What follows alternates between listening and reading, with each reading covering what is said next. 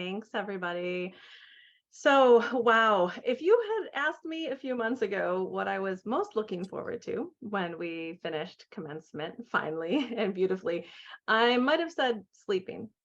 But now that I look around at all these beautiful people and who are brilliant and collaborative and passionate about higher education, who are logging into this event to be with us tonight, and when I think about all the people who've been reading the book and talking about it at their institutions and sharing with us how useful it has already been to them and how inspiring they're finding it, I've got to admit that what I'm actually most looking forward to now is being worthy of you all, of doing my best to share this book's insights across higher education's ecosystem, because the dream of making a difference for learners and for higher education's staff, faculty, administrators, alumni, donors, partners is really finally being realized for us. So now is no time for me to sleep. It's time for us to celebrate, and it's time to get to work to take some action at campuses, physical and virtual, around the world, because the beginning of a new era in higher education is upon us. Tonight, that celebration and that work begin in the hour ahead, and for longer than that, for anyone who chooses to stick around for the commencement after party and the Ask Us Anything Q&A session. We hope that you'll be inspired, educated, challenged, supported, motivated, and embraced tonight. The beginning of a new era in higher education really does begin with you. And this event begins with someone I'd like you all to meet.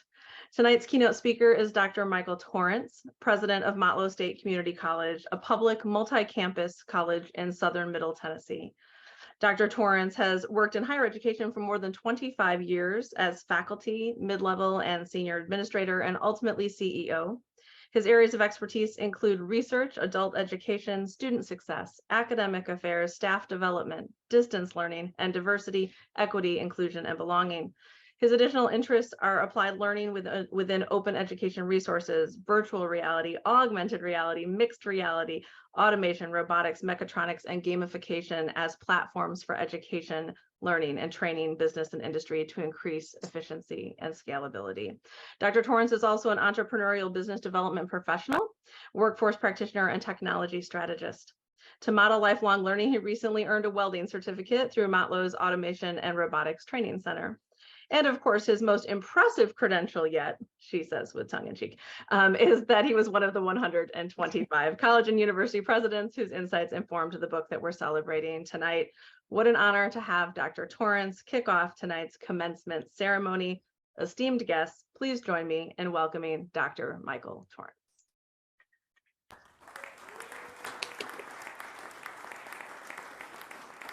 Thank you so much, Kate.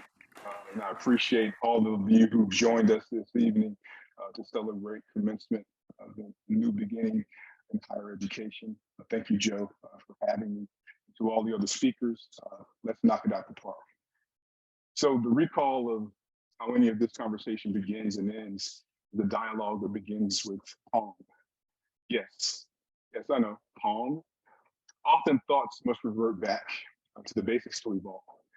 Metaversity, nuances of the new beginnings of higher education and commencement are tied to what we've created it to be. And it's quickly ensnared by the surrounding hyperlocal and global learning, training, and innovation. For many of us, new pits of learning, or the quote unquote metaversities, composed of pieces of software on layered platforms affixed and tethered to spatial XR.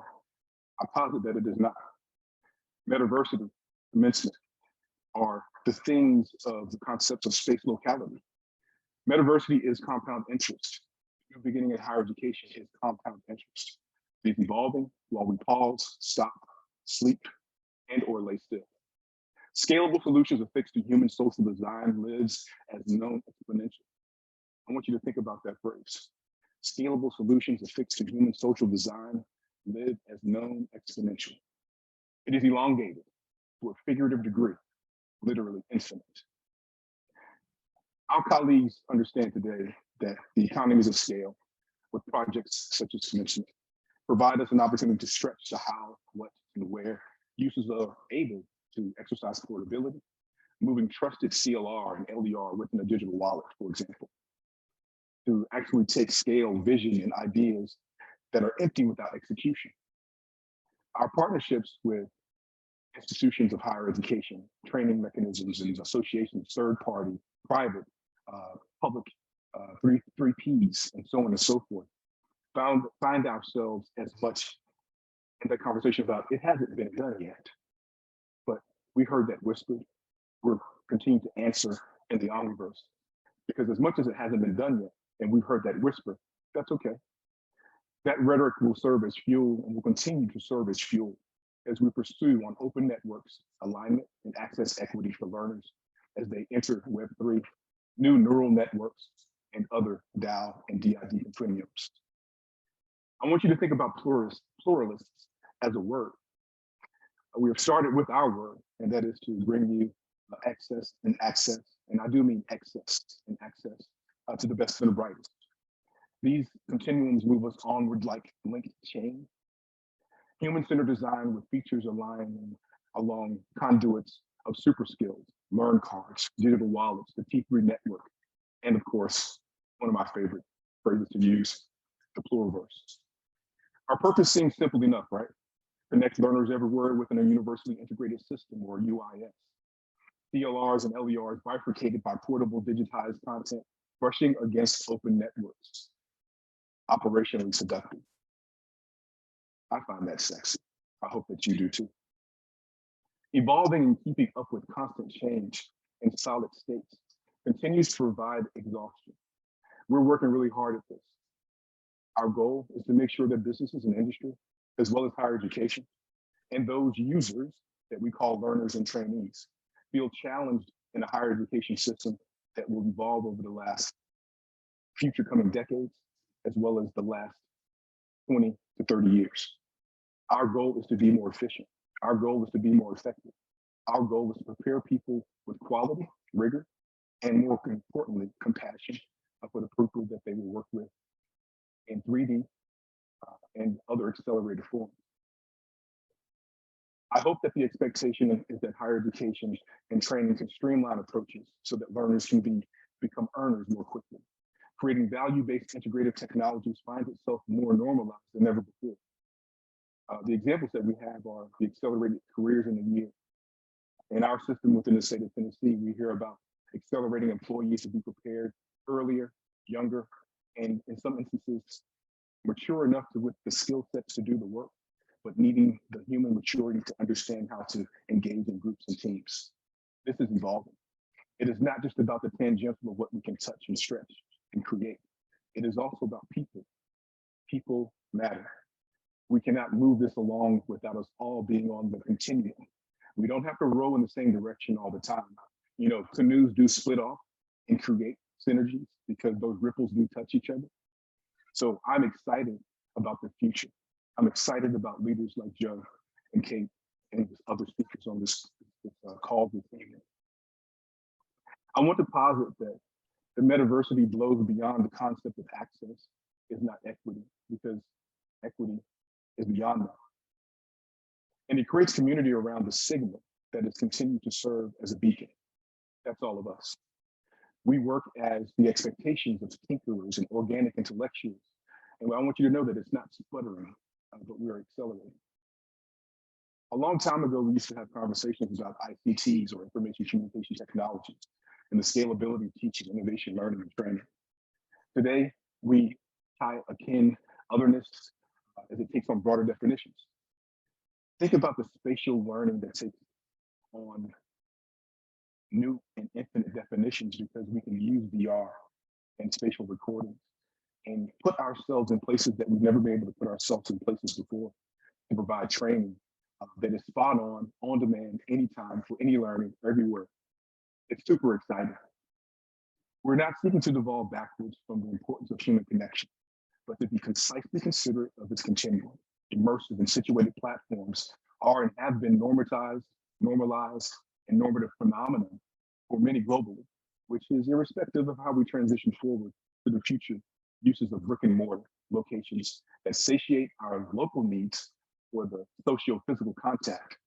Again, people matter. When was the last time you were able to talk to a screen and it respond to you without somebody on the other end?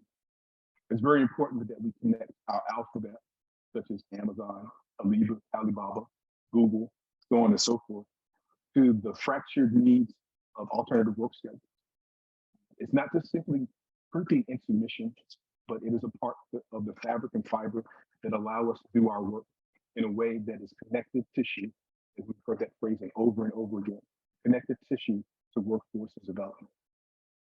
Today, Fortnite, like D&D once did, Dungeons and Dragons, for those who don't know the D&D reference, once upon a time retained the imaginations of creative gamers who, in America and elsewhere, will need to use as these are the folks who will be our next mental health care professionals, right? Think about that. The gamer is your mental health professional. And its technicians, and its nurses, and its physicians, and also its bricklayers,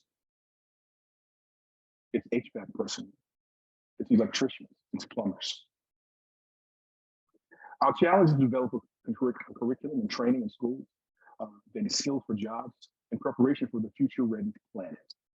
This is an absolute. We will benchmark the skills needed based on global and local forecasts by the United Nations and both federal and state departments, and most importantly, what your local labor forecasts are. Higher education institutions and other affiliated organizations realize that we have to be nimble, flexible, and dynamic enough to recover, recognize, and reorganize how we're preparing for the known and the unknown while building an infrastructure for that what is. And that what is pretty ill-defined right now. Open market, wild west, open networks, open skills. The idea that people should have personal sovereignty over their identities and their skill sets, access to use them whenever they feel the necessary need to share them for their own personal promotion as well as societal gains. We are nothing without community, folks. We are nothing without community. It is our responsibility to set the table, to set the tone, and create expectations for those who are behind us, those that are with us, and in some instances, those who have been before us. We have to make sure that we not only capture the curriculum, we have to capture the hearts, the minds, and in some instances, the spirit of what we're trying to get done, and that's a tour de force. As I wrap up my conversation here, because I would love to talk to you all day, but it's not my party, I'm sharing in the party. So I want to talk about the fact that we need to prepare today for the student of tomorrow more than ever.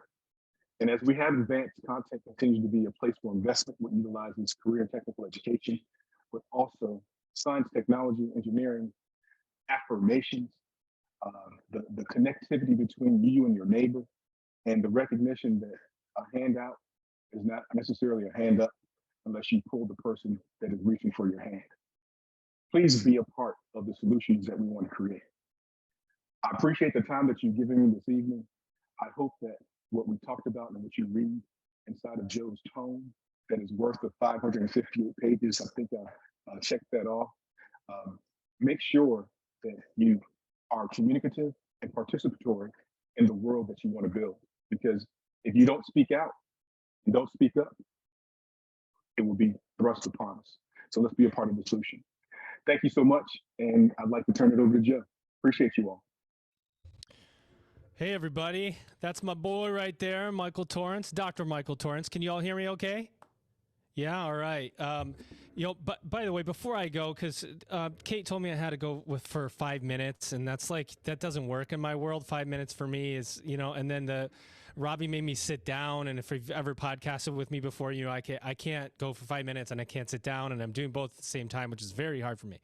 But I want to just recognize, I got Rich Snyder over there, this gentleman, if you don't know Rich Snyder, he is like the most decorated higher ed leader of all time. You should look him up. He was at Norwich University for 28 years.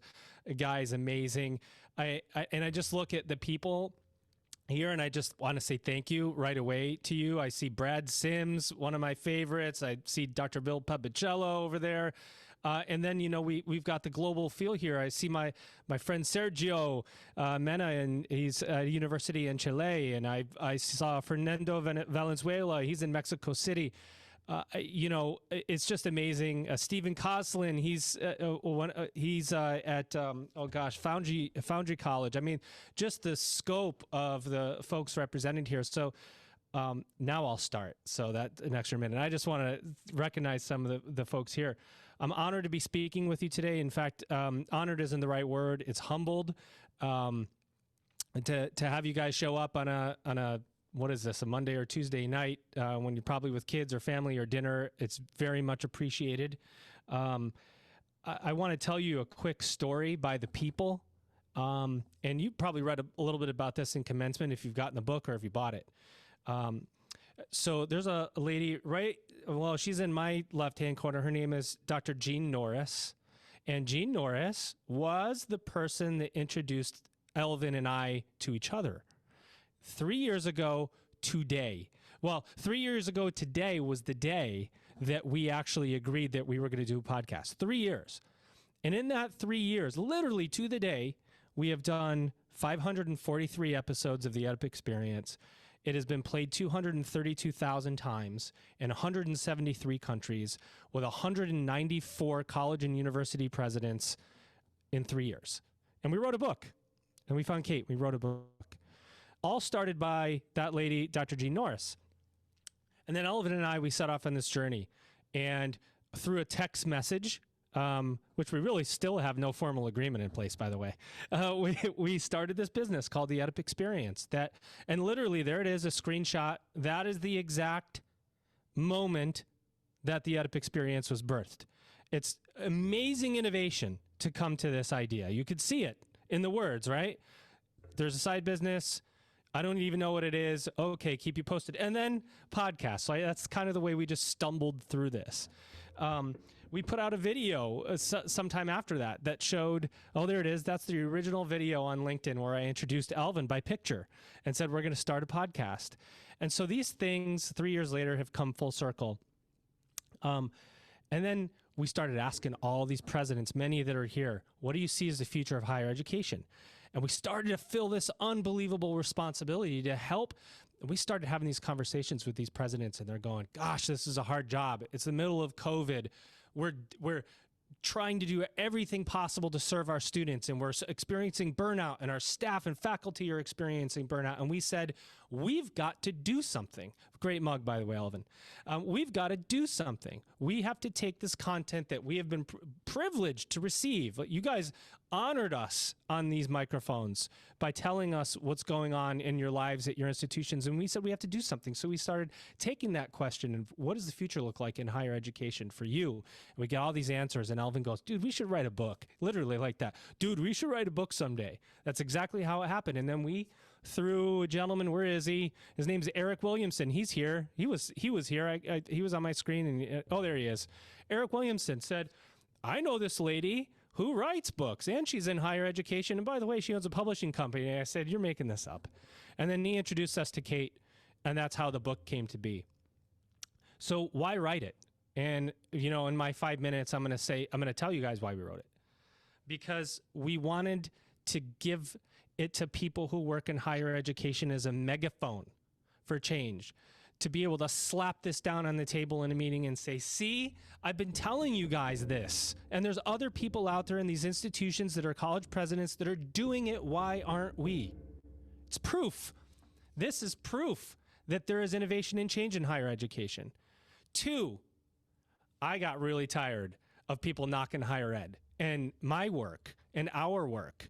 Right? We come to work every single day and we try to help, and we do. We solve problems. We're counselors. We're mental health technicians. We are saving students in life and getting them through higher education onto a better life. And then the outside pours in, and higher ed's not worth it. Degrees aren't worth it. And all this noise comes. And I said, that's enough of that. I want a microphone, and I want to become a medium for people to get up and say, that's enough of that. Like, let me tell you about the innovation that's going on. Let me tell you about the kid, and Dr. Michael Torrence, the reason I asked him, he's doing this work. He's bringing technology in his universities. Kids are getting phones with T-Mobile service by the thousands, and innovation's taking place. And why aren't we talking about that? It's very easy to be negative. We all know that. We can be negative all day long. But what about the lives that are being changed and the work that you've done? I see Susan Engelmeyer over there. She, how many years she worked in higher education and retired. We got her the day, we released her episode the day before she retired, if you would believe it. So there's just so much, there's too much. So And then lastly, I'm being told to wrap up and getting my hook. Make sure both sides of higher ed are told, right? Higher ed slow, I've said it, and I will still say it, but it's not slow everywhere, and innovation is taking place everywhere. And to be a conduit for conversation, equity in diverse voices in higher education represented, and we've talked to institutions all across the world of every single type. And so that's why we wrote the book, for you guys. We wrote it for you. You gave us the content, we wrote the book. So there's my 5 minutes, or 6 or 7, depending on who was counting. Well, there you have it, ladies and gentlemen, the incomparable Dr. Joe Sallustio, co-founder and host of the EdUp Experience podcast, and my co-author of Commencement, the beginning of a new era in higher education. Oh my gosh, right? It's a lot, and amazing people. And I'm so glad that Joe took the time to acknowledge the breadth of talent and energy in the room with us tonight. So let me give you my 5 minutes and see if I can do it in 5. So first of all, Joe talked about why we wrote the book, and to write this book for you in the way that we thought that you deserved for us to do meant making a really early commitment to do qualitative and quantitative research. Where we're going to And to do that, got some people coming in somewhere. Okay, so it meant doing research for this book, and it meant writing a book with candor and heart, but we didn't want this book to feel like a book full of research data. So there's a reason I got 2 master's degrees instead of getting a doctorate. As a professional writer, I want to write things worth reading, as Benjamin Franklin famously said, and well, nobody wants to read a dissertation. So all these years past grad school for me, I sure as heck wasn't going to write a book that sounded like a dissertation. So Joe and I wanted to write higher education's most readable, digestible, witty, relevant, even fun book. And we wanted to do it without exhaustive depth and without frivolous fluff. We were seeking to create the Goldilocks of books. I think we succeeded, but that's up to you to let us know if we did. Jay Casper, a higher ed marketer who knows a thing or two about data, said of Commencement, your beautiful wordcraft and insightful editing skills combine to present the material in a cogent, relevant, and engaging manner, which was, I think, his way of saying, wow, this higher ed book isn't painfully boring or difficult to read. And Dr. Bill Papacello, former president of the University of Phoenix, called Commencement, quote, a torch to be passed in the long relay race of higher education. So how did we get here? We did the work. First, we listened to the stories and insights of 125 college and university presidents, many of whom are with us tonight. Then we asked 136 additional people, all higher education professionals, to tell us the truth about what they were feeling and thinking and planning to do. We let them remain anonymous, which helped with the truth telling. Then we looked at what this collective community had told us, whether or not we initially agreed with or even liked what they heard. And we were surprised by a lot of what we heard. We tried to tease out all the common themes and the big points of contention, and we committed to sharing it all without sugarcoating and often without taking sides. Long before there was Commencement, there were a lot of other excellent books about higher education that have taught us a great deal. We appreciate those books. And we wanted to write something altogether different. No excessive gloom and doom, as Joe just talked about, and no excessive rainbows and butterflies. This book is both a love letter to higher education and a devil's advocate. And that's because the present and future of higher education is complex. It's a mixed bag of treasures and troubles, all deserving of our attention and action. And we wanted to create a conversation where we don't talk about one piece of the industry at the expense of highlighting another. We thought we could cover it all, or at least cover the most pressing issues in a book that's equal parts thought-provoking and practically applicable. To do that meant taking all those interviews with brilliant leaders and all that data from candid survey participants and drawing upon our own experiences, expertise, and passions as writers and higher education leaders ourselves to write a book with 250 voices and just one heart. So what did we learn? If you've started reading the book, you have an idea. If you haven't, I'd like to give you a sneak peek at the numbers that were unveiled in the book. So let me do a quick screen share here and show you some of the statistics, because I think some of these tell big stories in and of themselves. So we probably learned the most through doing this book about higher education. So here is Commencement by the numbers, other than it has 558 pages. Why is it not letting me? There we go. Okay. So first things first, we found that 56% of higher education leaders have been feeling really unsteady since the pandemic, that's changed their sense of job stability. And what does that mean? But to work in higher education, even when you're feeling a little nervous, is to love higher education. So the good news is that we discovered that 71% of higher education leaders say that they really enjoy their jobs. We asked them to agree with the statement or disagree with the statement. I really enjoy my job as a higher education leader. And you can see how that really played out. The largest response were strongly agree, and a lot of agree, right? 71% are loving the work that they do. So most people working in higher education are hoping to stay, but many are leaving. And I think that's important for us to be paying attention to as decision makers. 57% of higher ed leaders intend to stay in education for at least several more years or until their retirement. But we asked people, where do you envision the future of your career? 19% were beginning to explore opportunities in other industries or intending to do so. And 22% are on the bubble. And I think it's important, especially I know we have some higher HR people in higher ed here tonight as well. Those folks are saying, I'm not sure, let's see what opportunities arise. So they're willing to step away from higher ed. And I think we need to be willing to pay attention to that. Higher education professionals know that this is not going to be easy, this new era of higher education.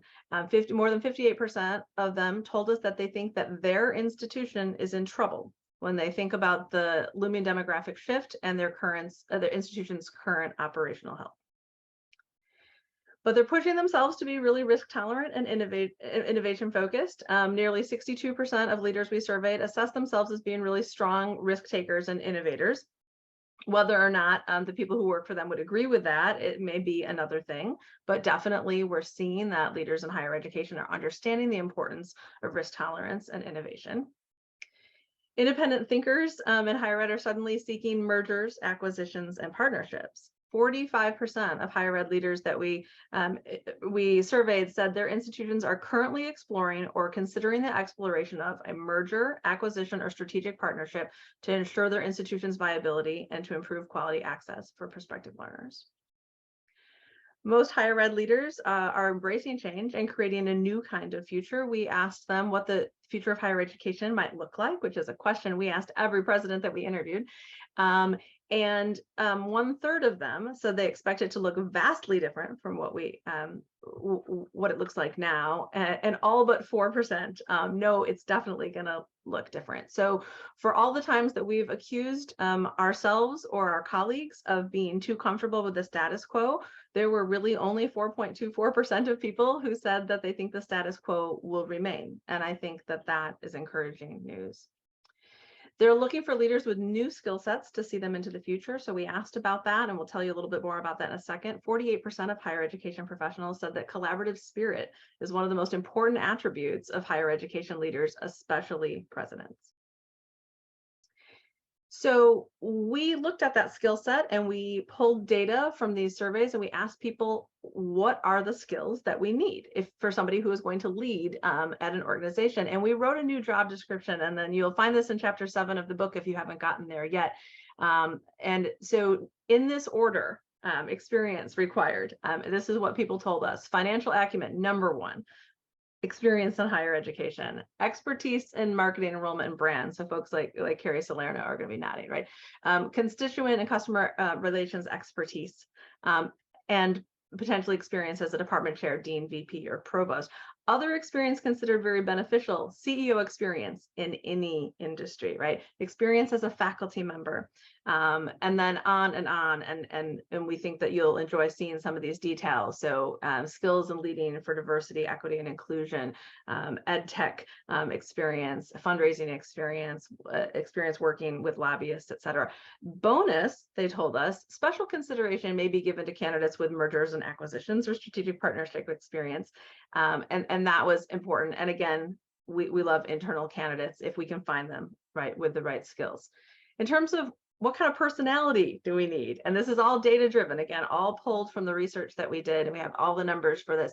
Required open-mindedness to new structures and operating models, right? So that 4% of people who said, no, the higher education industry is not going to change, nobody wants to hire them to lead anymore. Okay. Strong communication skills, comfort operating in volatile, uncertain, complex, and ambiguous environments. So the world that Mike Barger, who you'll be hearing from later on tonight, is really an expert in. Data-driven mindset for decision-making and transparency and trustworthiness. Other traits that we found beneficial. So very interesting, everything from collaborative spirit to humility to tech savvy, social media savvy, and vulnerable. And a bonus, special consideration may be given to candidates with demonstrated engagement with equitable thinking and behavior, compassion for students, and emotional intelligence. So the higher education leadership skill set of the future looks a lot different than the way we were hiring leaders even 5 years ago. So what other data, tips, resources, exercise await you in the book if you haven't dug in? There is a section in chapter 6 called 7 Mighty Tips for Choosing the Right College. We encourage you, if you have anyone in your family who is going to be choosing a learning experience for themselves or for their children, to take a look at that. That is actually written to the consumer, and we give them insider tips about how to choose the right college, even how to negotiate your tuition. The book is full of reflection questions, pop quizzes, and they're really easy pop quizzes because sometimes we even tell you at the end, like, check all of the above. We'll tell you what the answers are. We share critical skills for your next crisis based on information that we gleaned about pandemic lessons.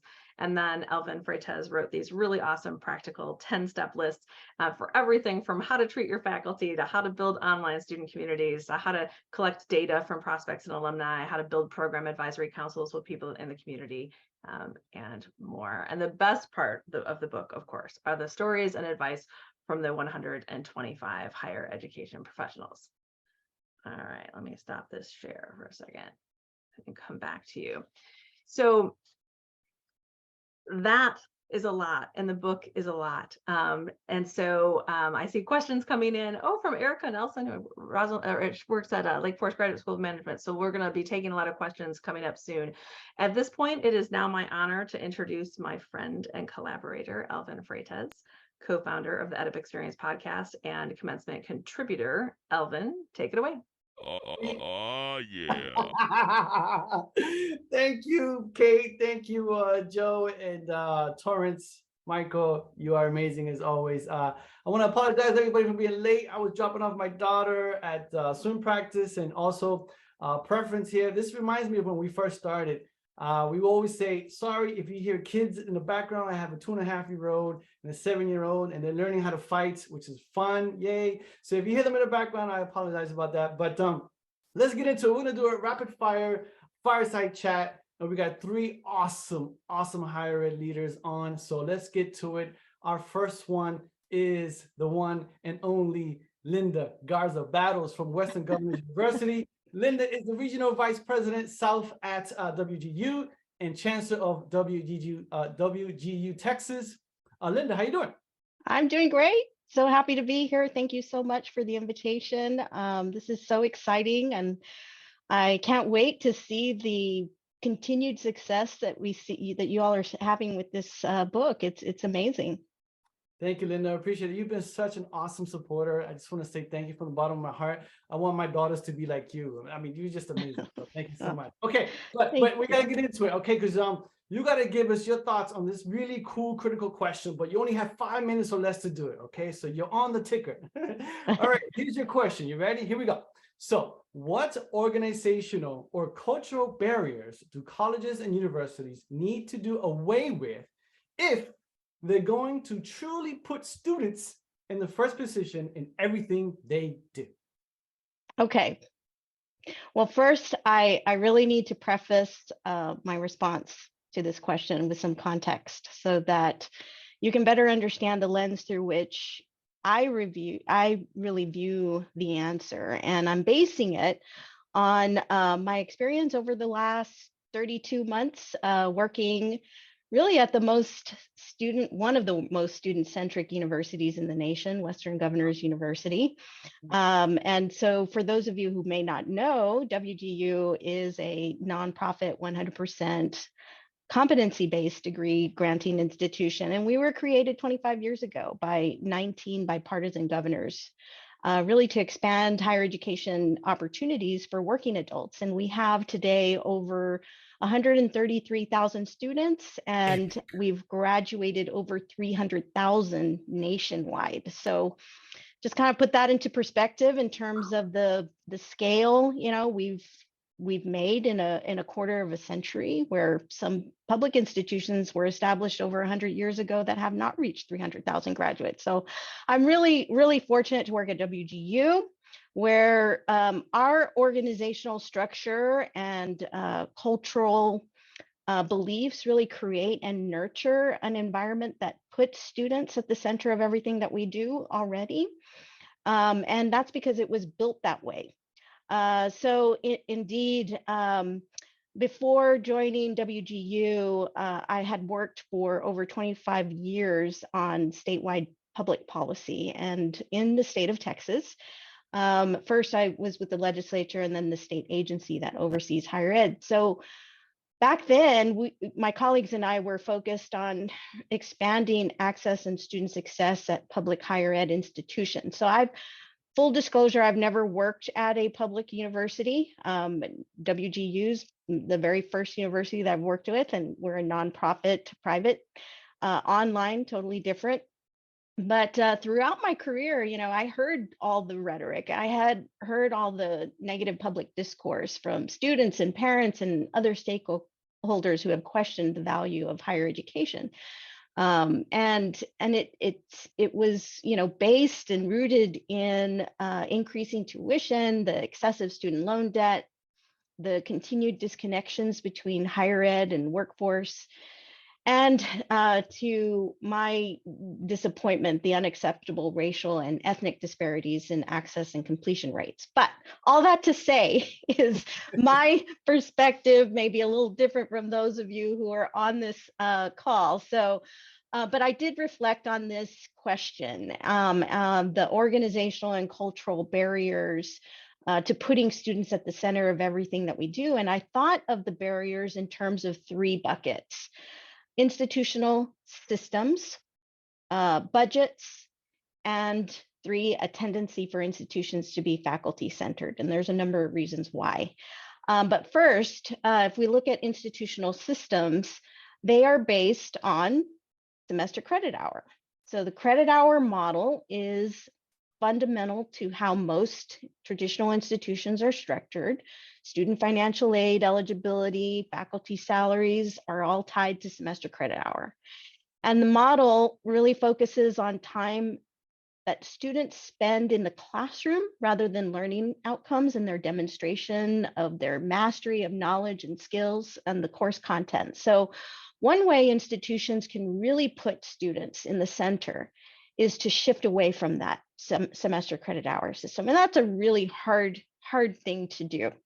But it allows for individualized learning where each student can really learn at their own pace, you know, speed up in areas where they have demonstrated mastery or slow down in areas that they don't know.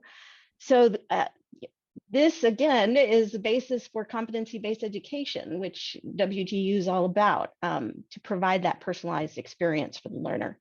Second, institutional budgets really dictate much of an institution's focus. From my experience, we see that most selective universities aspire to be major research universities, garnering, you know, R&D funding, and that can take away from students and being focused on, for example, undergraduate teaching and learning. Likewise, the budgets of small regional institutions are tuition dependent. So their focus is enrolling students, primarily where their state funding formulas are based on enrollments instead of student outcomes. And finally, there is a tendency for universities to be more faculty centered, and faculty needs are not always necessarily aligned and often conflict with student needs. So we also see that faculty incentive models emphasize research publications, you know, to enhance the reputation of institutions in addition to teaching. But these incentives are often heavily weighted towards the former. So in addition, we know that many faculty become faculty because they want to help students succeed. However, faculty are continually being pulled away from teaching and mentoring their students. And they have just so many competing priorities. And so I just, those are kind of my thoughts. I know they're not, I know that I read a lot of these thoughts in the book, which I really resonated with me, but I'll close real quickly with a story by one of my former colleagues who used to work at a very prestigious university in California, whose leader was very student focused, and he refused to hire new administrative candidates who did not mention students within the first 15 minutes of a job interview. And I think that we need more higher education leaders like that to really set the tone for the rest of the institution so that students are and are always at the center of everything that they do. So. Wow. Joe, do you have a sound effect for that? I mean, come on, you gotta have something for that. That's like unbelievable. Epic. Yes. Thank you. Let's put them all together. Amazing. Awesome. Epic. Thank you so much, Linda. That was amazing. That was fantastic. As always, you are just brilliant. So thank you. And actually, I do mention that in the book. Hopefully you get to it, my Ed Up with Elvin, when I talk about the faculty. So let me know what you think about that. Okay, great. Now let's move on. We got another awesome leader up next. So we have Dr. Mike Barger. He is JetBlue Airways co-founder, former Navy Top Gun chief flight instructor, University of Michigan, go Blue, business professor and top-rated Coursera instructor, training, development, and corporate culture authority, and author of the book, High Stakes Leadership in Turbulent Times. Mike, how you doing? I'm great, and I think you used my whole 5 minutes there, Elvin, so good to see you again. Wonderful. Okay, cool. So let's jump in, Mike. Okay, you got 5 minutes, so here's your question. Your question is a little bit longer than Linda, so here you go. Our collective response to the pandemic helped faculty around the world see the incredible potential of technology-enabled education. How can we leverage what we've learned to transform future classroom experiences for our students? And just as importantly, what would you tell faculty to help them reimagine the way they teach? Excellent. So great question, Elvin. So for quite some time now, we've had this vision of flipping the classroom, but there's been something holding us all back, whether it was inertia or our natural resistance to change, or maybe we just lacked the right technology or confidence with the tech that we had to make the leap. But then we found ourselves scrambling to respond to a pandemic. And I, for one, certainly have been hoping that a silver lining of these last couple terrible years has been a compelling case for rethinking how we teach. I think we'd all agree that on a really grand scale, our response to the pandemic has been really amazing and produced some really incredible possibilities. Faculty have just, I think, blown us all away with their resilience and ability to be creative. In fact, some in our sector have even started to wonder if we actually need physical classrooms anymore. And the word need might, stimulate some heated debate, but I think we all agree that our faculty do their best work in the classroom. So let's not throw all of that away. But before we kind of go back to the pre-COVID good old days, which we probably would all argue maybe weren't as good as we remember, let's not forget what we experienced and learned during these last couple of years and see if those lessons might allow us to reimagine how we create student experiences going forward. Maybe even helping us make that flipped classroom leap that we've been talking about for so long. So from my perspective, and I'll be a little provocative here, we've got the greatest opportunity we've ever had to take advantage of technology to move the monologue out of the classroom and deliver it virtually both before and after class.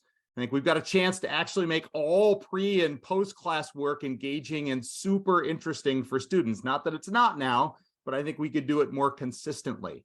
We really should try to leverage the incredible investment in ed tech that we've seen over these last few years. And for trivia fans out there, in 2019, we spent globally $163 billion on ed tech. And in 2022, that number has risen to almost $300 billion. We've almost doubled the expenditure from just 3 years ago.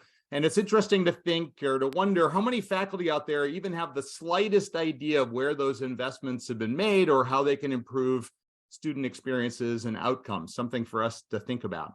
But if we were able to leverage even a small fraction of those investments, Could we reimagine the way we teach? Could we give students the time and space to learn foundational concepts on their own devices, when and where they want to, as many times over as they need to, and until they really understand them? If we could do that, then we could reimagine classroom experiences for students to practice, to try new things, to fail and adapt, to try again, to actually learn by doing. We know this is what students want.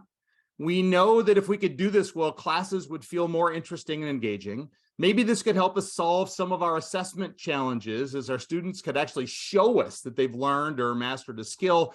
And maybe this could even make missing class a disappointment for our learners, not just for our faculty. As we think about this potential kind of new world, I'll share a couple of lessons from my time as the chief instructor at the Top Gun School. Yes, it's a real place. Yes, I get asked about the movie all the time. And the two things I always say is that the movie was super cool, and remember, it's a movie, not a documentary. So this is where I'll offer a nod to our good friend John Dewey, who famously said, among other things, that we don't learn from experience, we learn by reflecting on experience, which means we can't just create immersive experiences in our flipped classrooms, which would be a great next step. We need to become expert facilitators of learning from experience. So what does that mean? I'll share an example. The Top Gun training course, probably the best known academic program on the planet, thanks Hollywood. It's a 10-week course where pilots fly a training mission almost every day. It's a scaffolded design, so every mission builds on the previous lessons, with each getting a little more complex than the previous. In each training day, no matter where students are in the program, are structured almost identically. There are about 3 hours of time dedicated to preparation, about 1 hour of time dedicated to briefing, so agreeing on the administrative plan for the event. The event itself, which is about a 30-minute flight typically, that's the experience. And then somewhere between 3 and 6 hours of debrief, which is what we refer to as a facilitated reflection on the flight experience. And all of that facilitation is provided by trained and experienced facilitators. That's the Top Gun instructor team. A point of reference that I find interesting, it takes almost a full year to certify a Top Gun instructor to lead a debrief, which does make me wonder, how much developmental time do we, and what sort of certification do we give our faculty before they're allowed to teach in our classrooms? The very simple learning framework that we use to guide our debriefs at the Top Gun School, our facilitated reflection, is 1, what did I or we expect to see? 2, what did I or we actually see? And 3, what can we learn from the differences between the two? Those questions are really useful in learning from any experience, from military training to a complex business initiative. What do we expect? What do we actually see? And what can we learn from the difference between the two? Now, in running the Top Gun School, I also learned 3 what I call universal truths about learning from experience that I've leveraged throughout my teaching career. No rocket science here, but a really practical set of principles. 1, having a plan for the experience creates a great foundation for learning from reflection. If we don't have a plan, it's hard to know how we did. 2, the longer we wait to reflect, the more we forget about the experience. So we need to reflect right away. And 3, the longer we wait to reflect, the better we did, or more accurately, the longer we wait, the more time we have to convince ourselves that we were awesome. So what lessons does this offer to faculty? Coming back to your question, Elvin, maybe this is a long road to a small house, but I would say beyond our reimagining of extraordinary classroom experiences, which I think is vitally important, and it'll take a long time and a huge amount of effort, we have to recognize that these experiences aren't where the learning actually happens. We have to learn how to guide reflection. We have to build opportunities for formally extracting lessons from experiences, which means we have to overcome the universal truths that I just shared. Students need time to plan, so to determine what they expect to see in response to what they plan to do. Then we need students to be able to reflect and debrief in as close to real time as we can allow. And students need a safe place to acknowledge their mistakes and opportunities for improvement. The moral of all this is that faculty have to be able to shape the environment to optimize these practical lessons. And this is precisely where we need to develop our faculty's ability to teach. That's what I've got, Elvin.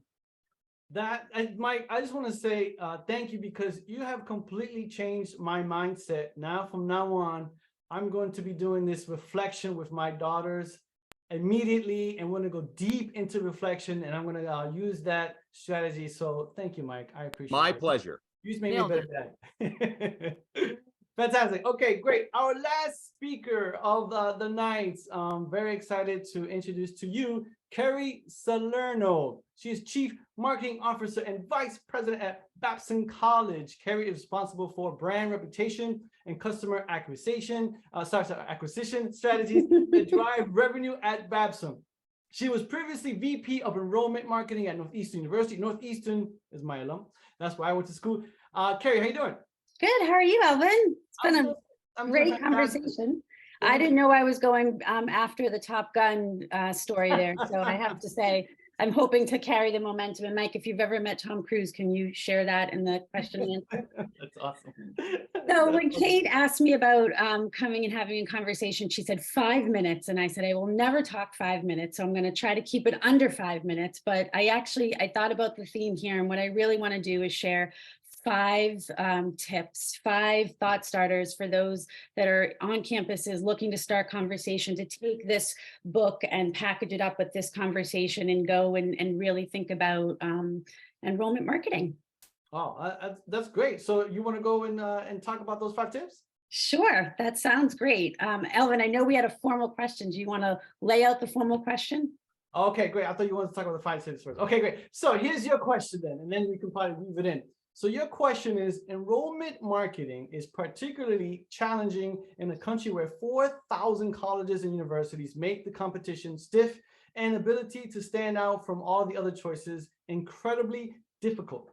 What can institutions be doing to no longer be a best kept secret and to truly own a unique niche in the sector that might better ensure their viability, come what may? What do you say, Kerry? All right, here's my roadmap of 5 thought starters.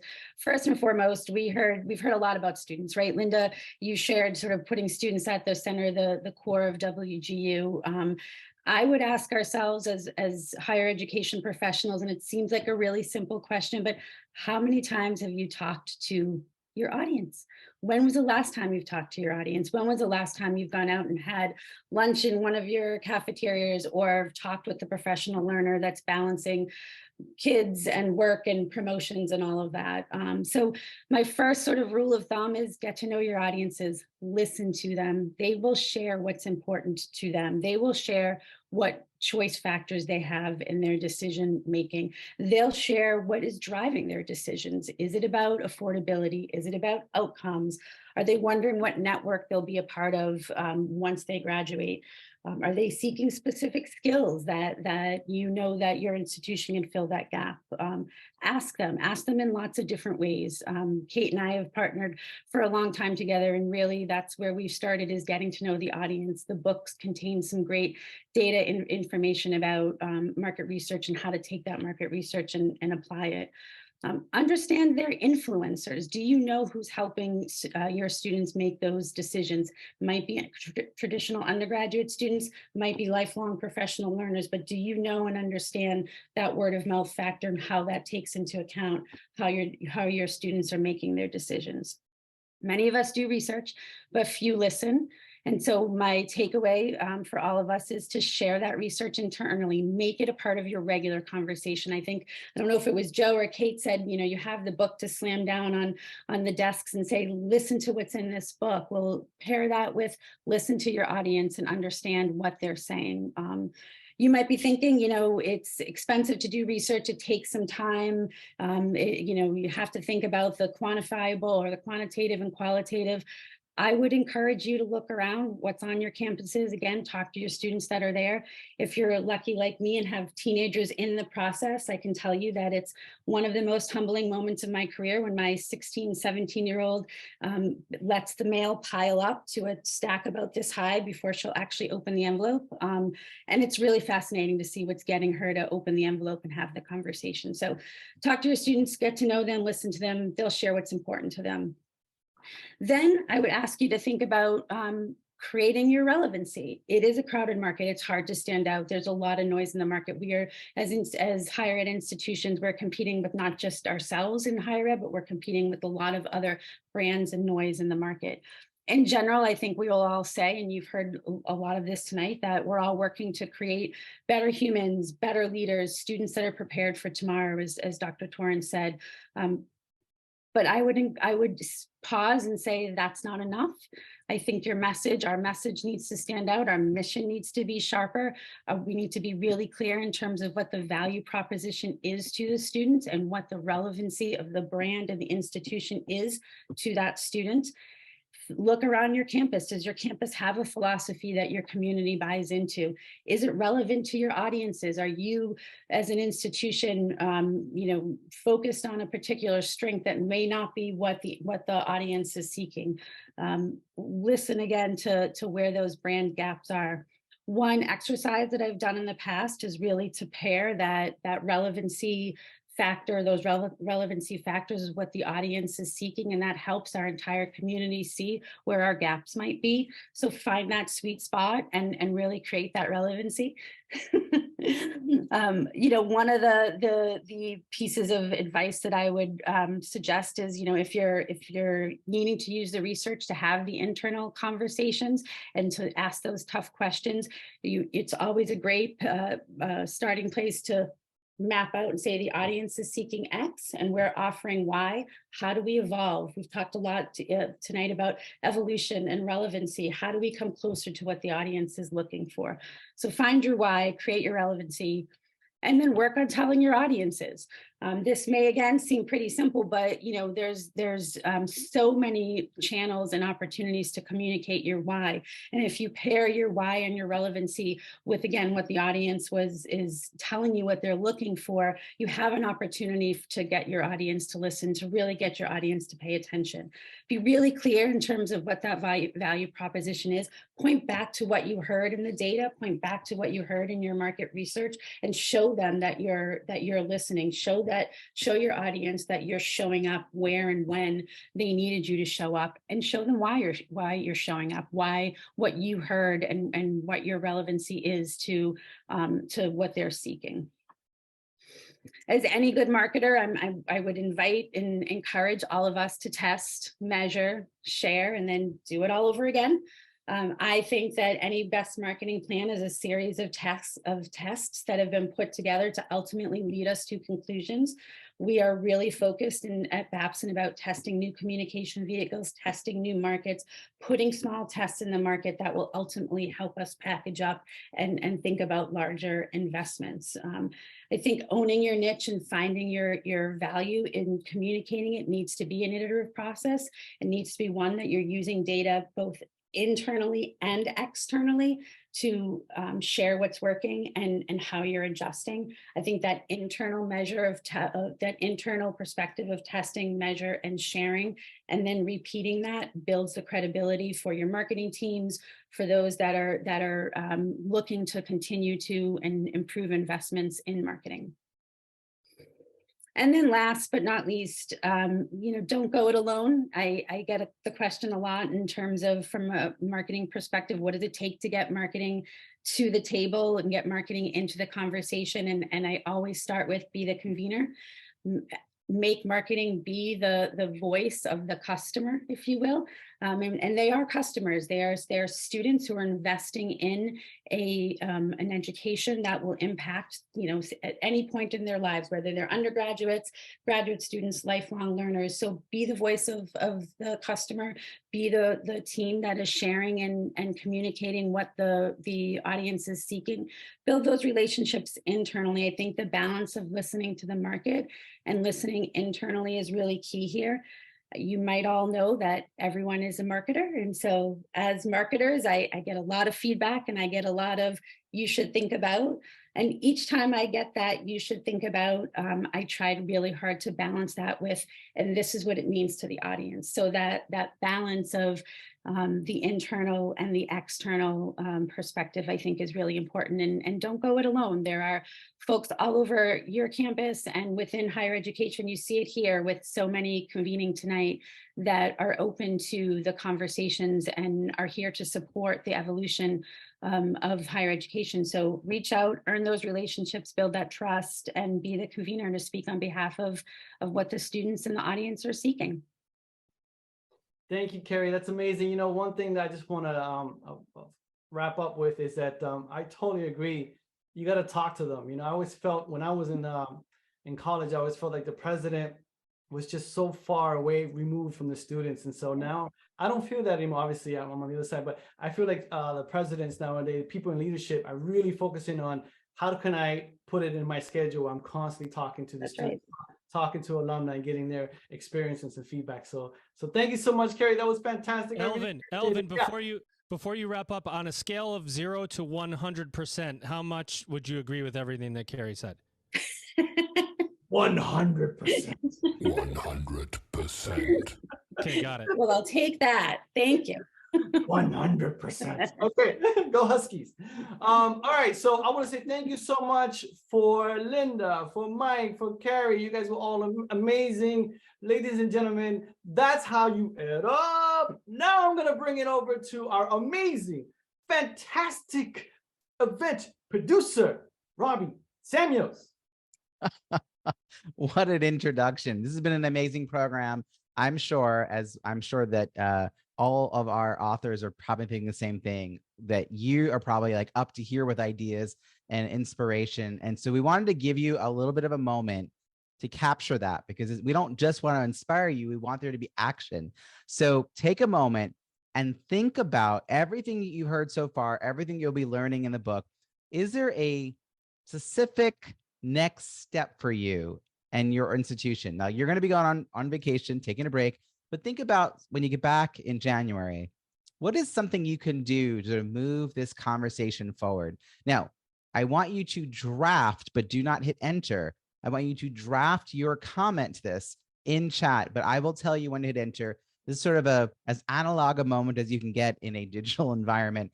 So here are some examples that Kate wrote up for me to share with you about action steps. So maybe you're going to schedule a meeting with a company that can implement chatbots to improve your ability to deliver key wraparound services 24/7. That'd be one thing. Maybe you're going to write a proposal for a new program or a service that you think your institution should introduce, or maybe you're going to be offering more office hours or mentorship opportunities, or thinking about what Kerry just said and how are you going to be more engaged with students and listening to them. Or maybe you're going to read Commencement and plan to bring 3 ideas to your next team meeting or board meeting or a leadership meeting. So I'm going to give you another 30 seconds to write down in chat, but do not hit enter, just draft it, what your next step is going to be. Research, read the book, make a phone call, talk to someone, schedule a meeting. 30 seconds, friends.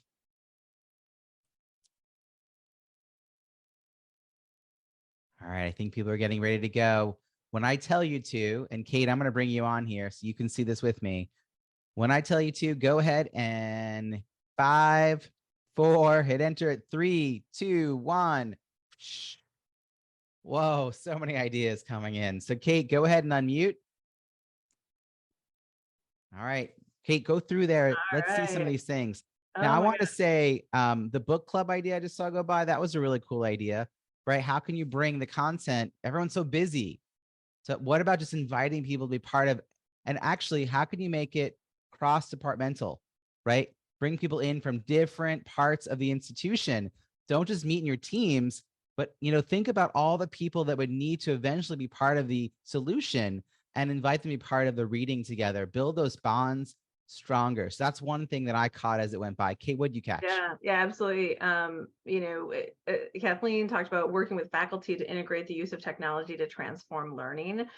So a lot of folks during the pandemic, got really comfortable with what Joe calls, emergency response online learning, which is not necessarily pedagogically, sort of derived and designed technology. And so now is a great time to be working with faculty to help them. Thank you for reading the book. Incidentally, if your institution is going to think about reading the book in a group, there's a way that you can actually engage me and Joe to actually be part of your book club so that we're there to answer questions for you. So I know some institutions are all reading over the break. Valerie just finished reading the book. We should give you a gold star. And she's going to be, she's going to finish reading the book and sharing it with everyone she can. Thank you, Valerie. So Stephen Mack, as a former college professor and current high school teacher, and if I can say of Stephen Mack, I heard a little birdie told me that he just won for his region the 2022, as he's a high school teacher, 2022 dual credit instructor of the year. His role is to develop dual credit programs to encourage and motivate his students before they transition to higher ed. So what can we be doing more in that? And Joe, I could just reach through the screen and slap you. Joe says we could write another book. What did I tell you about that I needed some sleep? Share the book with a broader audience, develop cross-functional collaboration with convergence of financial and marketing, academic. So Kate, I'm going to put my business coach hat on for a second and tell everyone that the way you move something forward like this is you actually think about the actual next step. So book club is a great example. Thank you, Kerry. Now, just saw that was actually Kerry. It's a great example.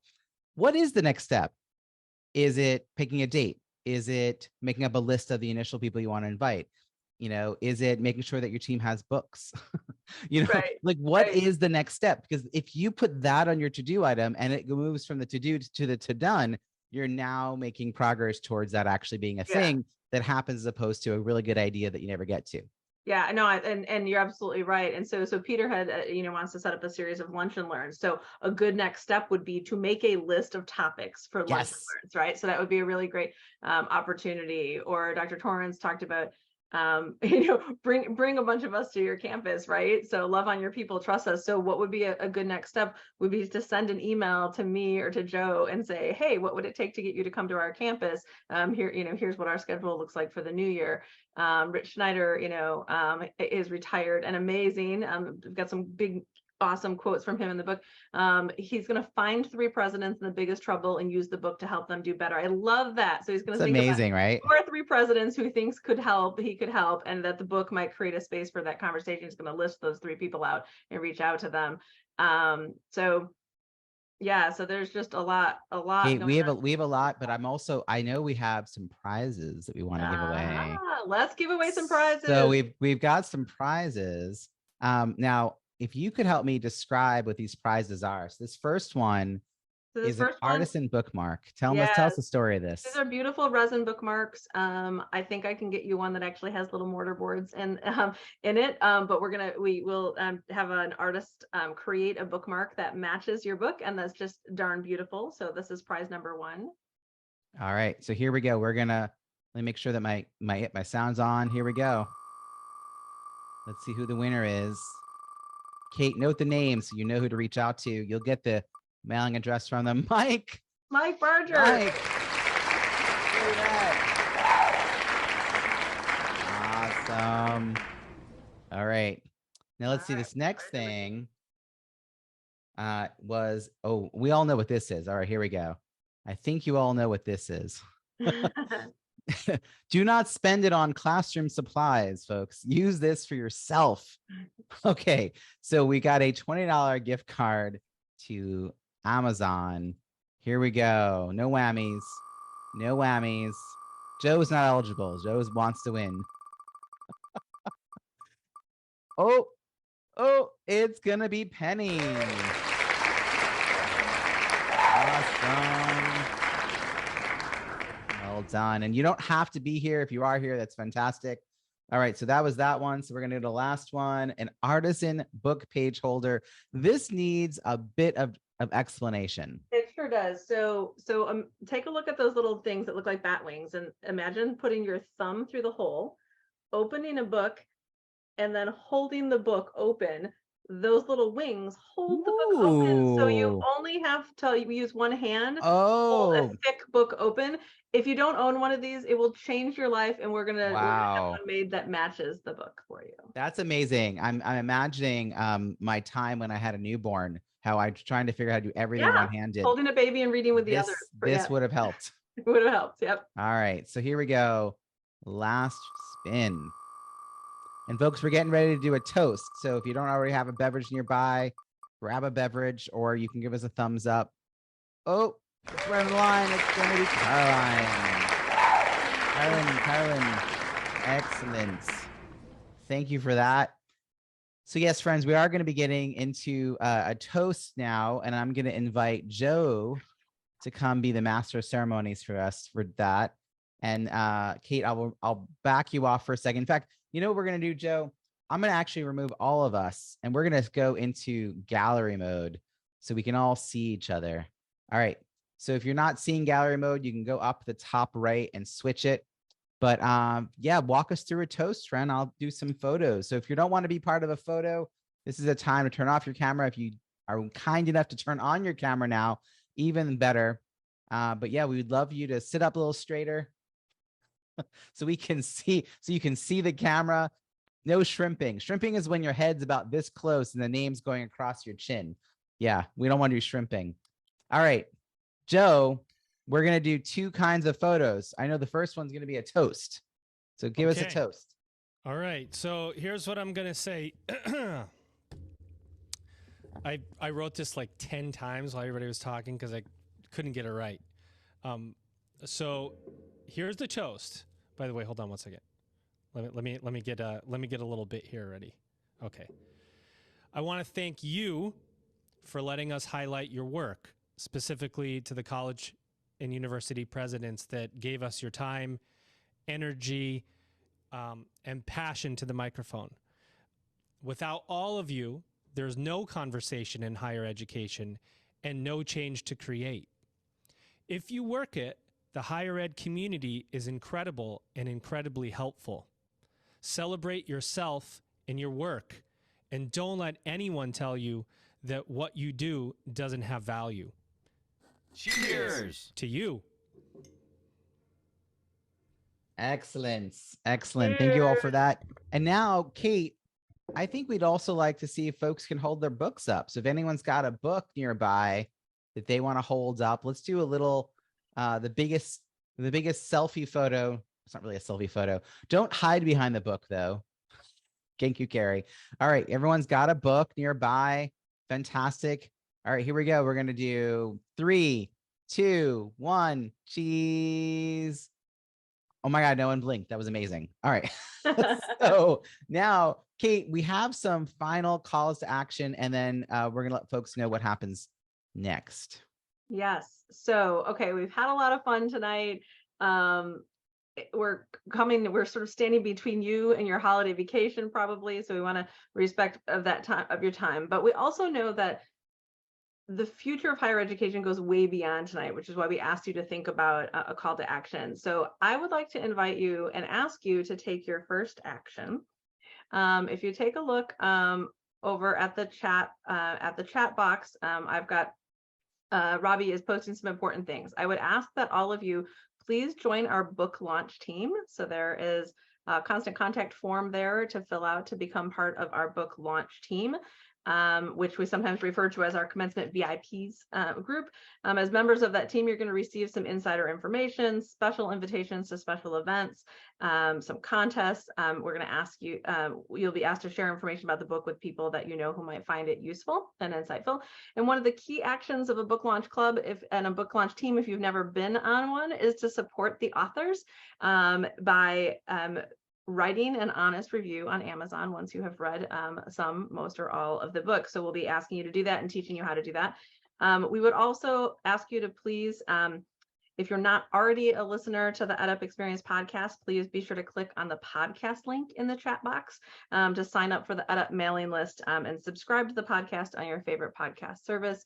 It's very easy on your phone just to sort of search for podcasts and go ahead and search for the EdUp Experience podcast and take a listen. So while there have been over 500 interviews to date, almost 200 college and university presidents interviewed to date, the work continues. Elvin and Joe have unbelievable energy and will continue doing this work so the conversation continues. So please. Can I say one thing, interrupt you? I just want to tell everybody that this right here, you see it? You see this thing right here?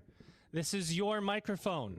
If you're not on it with me interviewing someone, that's because you're choosing not to. Because if you want to, we'll get you on as many times as you want to be on. It's your mic. That's what the EdUp experience is all about. Yeah, and that's one of the things I think that's really unique about EdUp is the opportunity to be in the hot seat as a guest, the opportunity to co-host with Joe. So make sure you take advantage of that opportunity. So I want to go ahead. I want to be respectful of everyone's time. So I want to do sort of a soft close. I'm going to bid farewell to those of you who absolutely must leave us now. We're going to play you out with a song that you're going to recognize.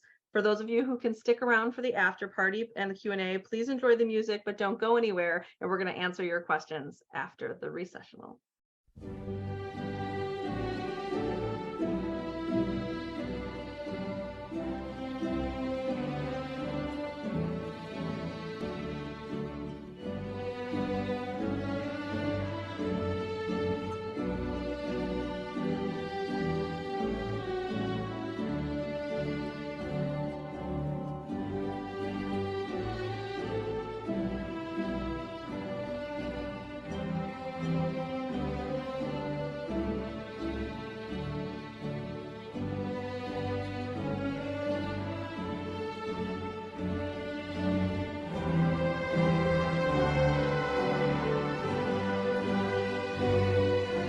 Oh, it's hard to know where to cut that off. All right. Oh, that's the shortest it's ever been played in history. So we had like hundreds and hundreds, thousands walking to it. Anyone who's ever been a musician in a high school or a college band or symphony, which I did for many, many years, has played that many, many, many times. All right. Well, thank you for everybody who has stuck around. We're going to take your questions. I've been keeping a document here with them. And so I would ask our speakers just to be prepared to unmute as things sort of come in.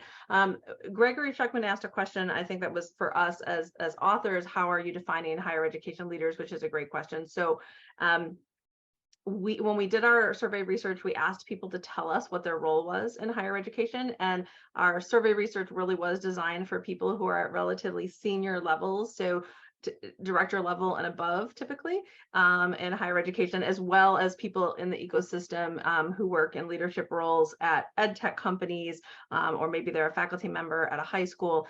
So people who have a little bit of experience and have some decision-making authority. So that was how we were defining leaders for that research. Got a great question from Erica Nelson. She wrote, I recently retired after 12 years on a pre-K to 8 board of education, at the same time while working with educators in secondary and college. Would love to hear more about the work being done and or innovative addressing the traditional senior year of high school and the opportunity for creative transition experiences to college or career. Joe, do you want to talk a little bit about that? I mean, in the book, certainly we talk about really interesting pathways, alternative pathways that are starting to be offered by, I think about, Foundry College and other colleges like that are sort of teaming up with boards of education to help figure out how to get students from senior year to college, or any thoughts on that question? You're muted. You guys know how I feel about this. I don't know that it's a lack of pathways as much as it is a lot of noise. And I talk about this in the book. I'm like, we talk about, okay, higher ed doesn't have value or as much value as it used to have. And there are a lot of people that say that, and you probably come across them every day. You read, absolutely true. And are there institutions that are in deep financial trouble? Yes. And does higher ed need to change? Yes, yes, yes.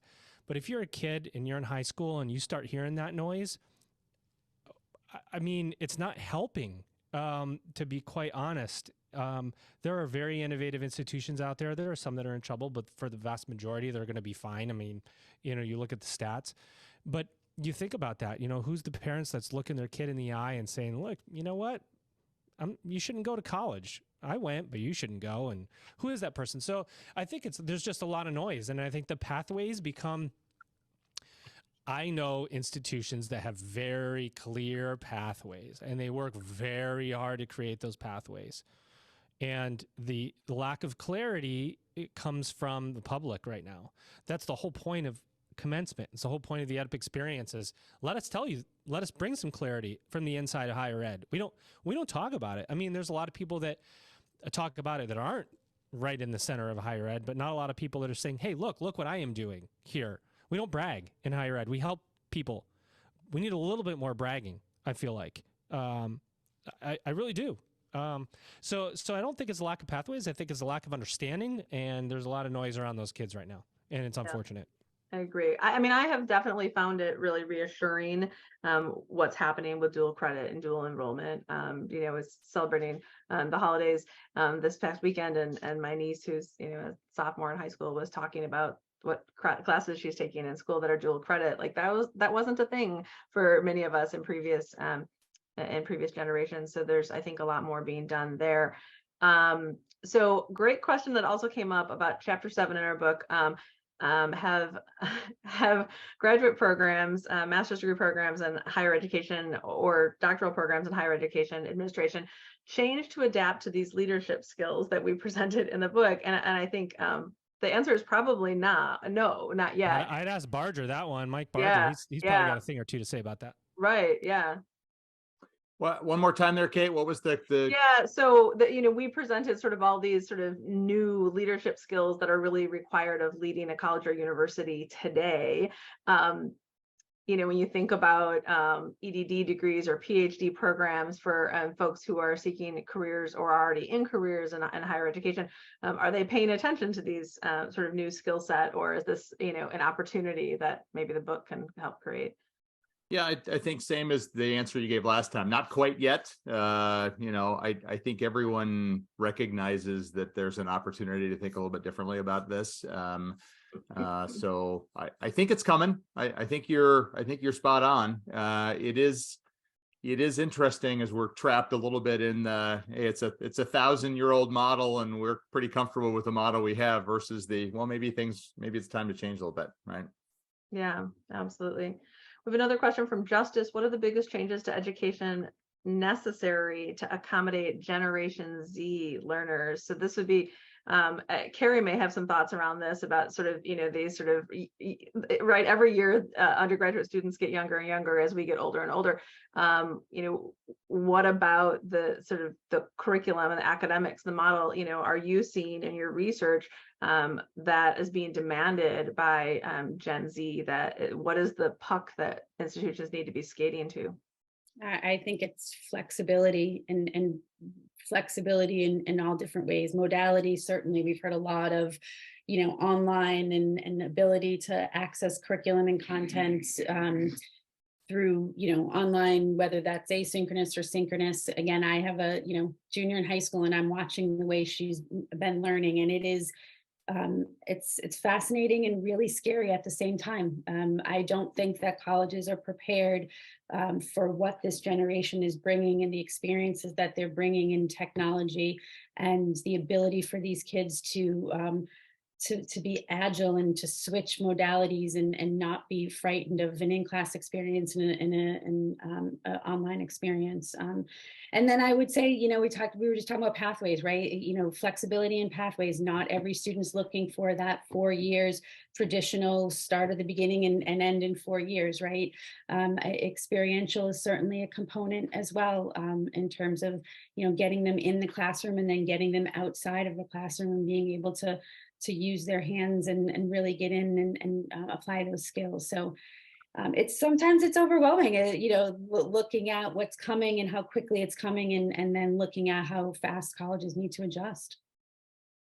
Yeah, it's a lot. What about, we just saw a question that came in, and please, if you have additional questions, for those of you who are still here, please pop them into the chat room and we'll try to address them. A question came in about the turnover.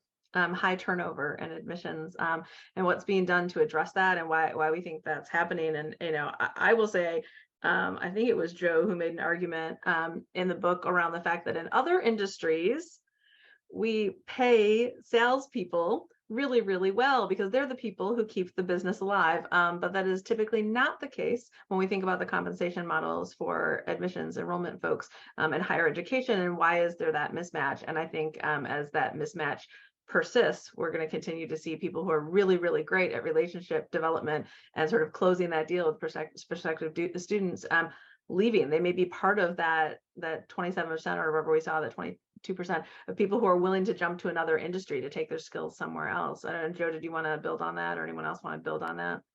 Yeah, so that's tough because there's so many regulations around pay for admissions, right? But here's what I would say. I mean, if you want to go into medical sales, you're going to make good money, right? If you want to go sell knives or vacuums or sell something, you can make as much money as you want. And so I come from for-profit education. What happened in for-profit education back in the old days is you used to be able to get graduation bonuses.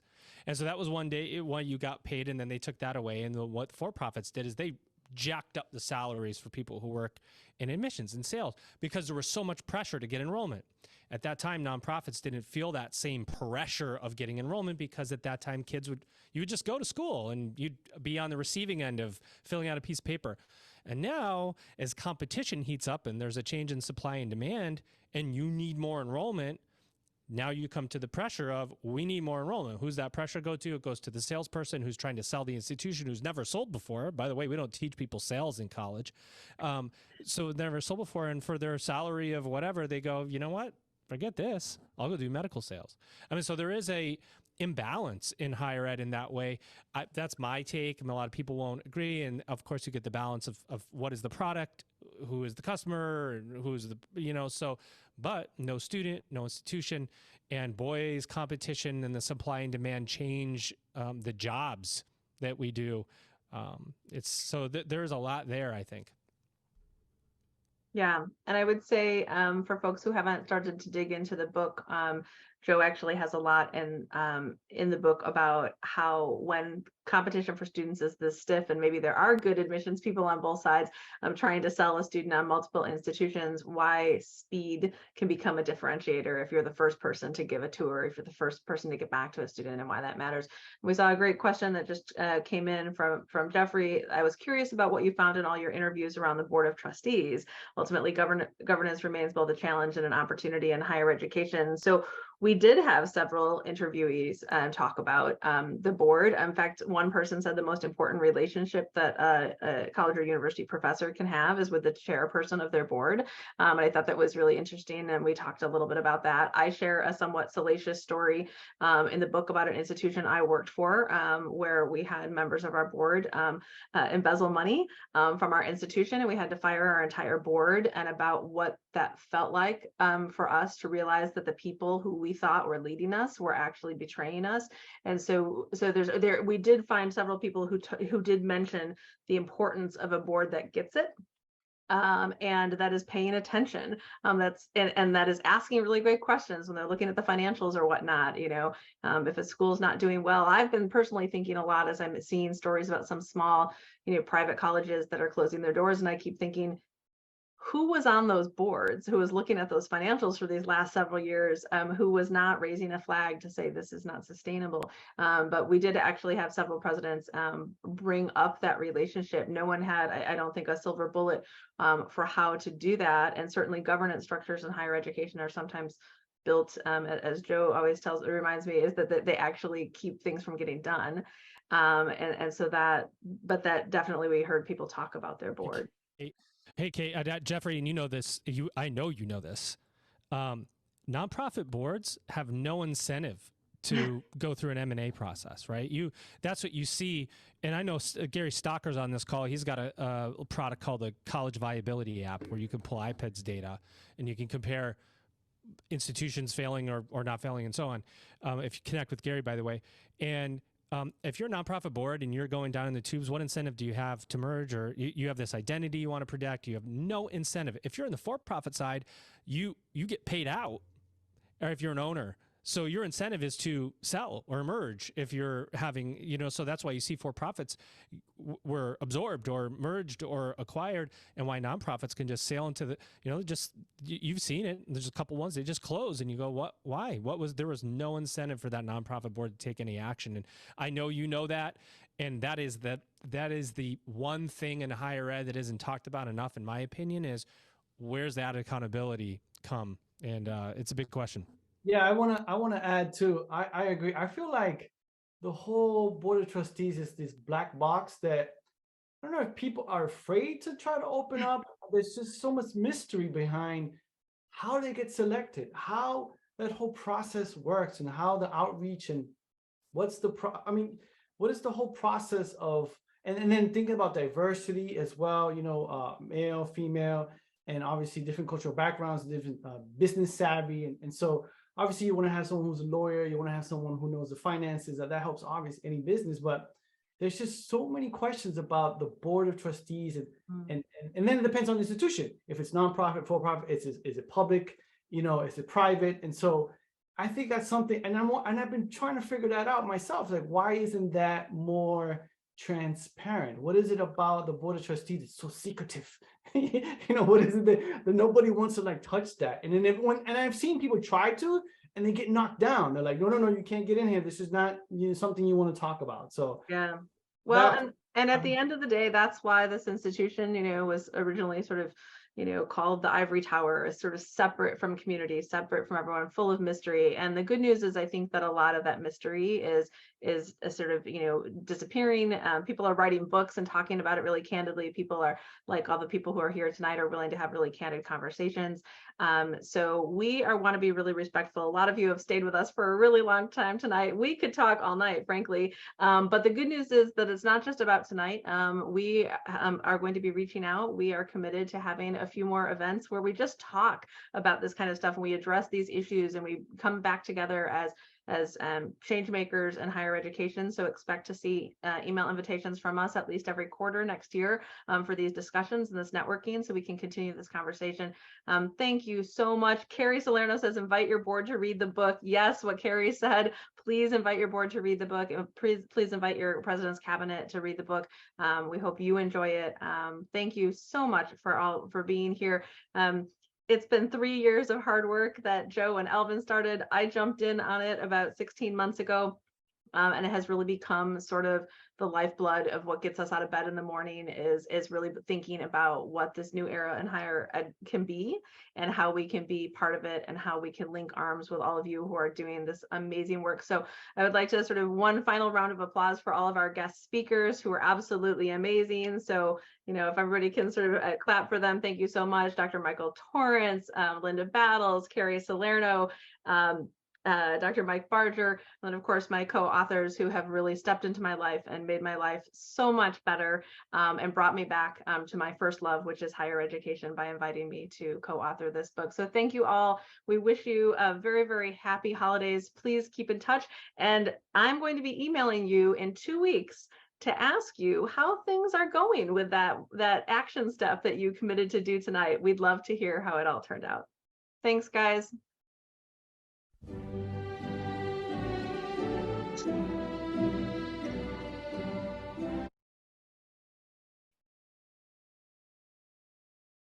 Kate, I need you in my life. You're amazing, Kate, Michael. Kate, I need you in my life. Kate, I need you in my life.